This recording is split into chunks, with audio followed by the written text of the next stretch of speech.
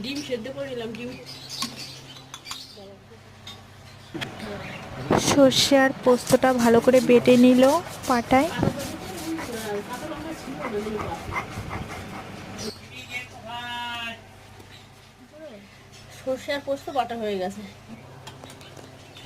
ডিম সেদ্ধ হয়ে গেছে, ডিমটা ছুলে নিই। গরম জল দিল। চিড়ে নিলাম, তাহলে মশলাটা একটু ভিতরে ঢুকবে। তো আর আছে সর্ষে, ডিমের মধ্যে দিয়ে দিলাম। পরিমাণ মতো নুন দিলাম, তেল দিলাম, মাখিয়ে নিই এটা।